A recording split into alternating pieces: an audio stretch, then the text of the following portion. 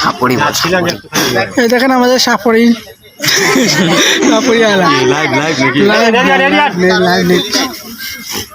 Inner নাম আছে শফিক চৌধুরী। ইনি সাপ ধরেছেন, সাপ ধরছেন গণেশের ছেলে। তুমি যে হাতে নষ্ট হবে, হাত তো এ অন্নবে সাহস দেখে আর নাই ঢুকবে। ওটা লম্বাটা রাখতিস ভাগ রে ভাগ রে। শেষ কাতর হয়ে গেছে এখন মরে গেল না বহু সময় দেখলে না আর ওকে লড়াইলে কোনো ইয়ে নাই।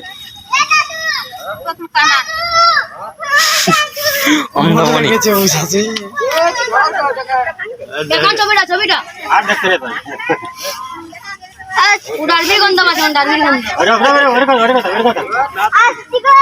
লম্বাই দেখলাম আসো লম্বা।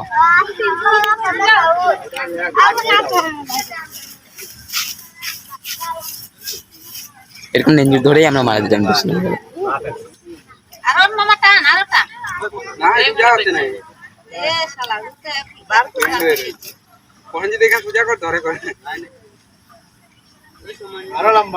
মোটামুটি মোটামুটি এটাই ভালো, ওইটাই লম্বা পুরা। ওর মা এখন মানে কোথায় আছে এইটাই মা লাগে।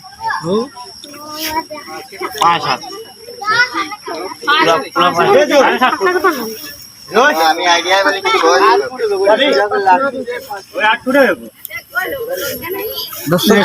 দেখুন দর্শক আসছে সাপ দেখার জন্য। এই দর্শক সাপ দেখেছেন আপনি? এরকম সাপ আগে কোনোদিন দেখছেন? এই প্রথম সাপ দেখছেন।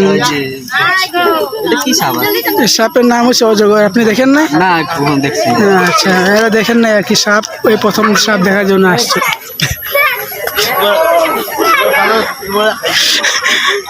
প্রিয় দর্শক দেখেন এখানে একটা ছোট মেয়ে আছে সাপ দেখার জন্য।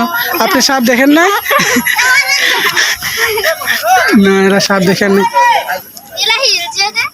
দাদা আপনি সাপ দেখার জন্য আসছেন? হ্যাঁ, আমি সাপ দেখার জন্য আছি। আমাদের এলাকায় এত বড় সাপ কোনোদিন দেখি নাই তো।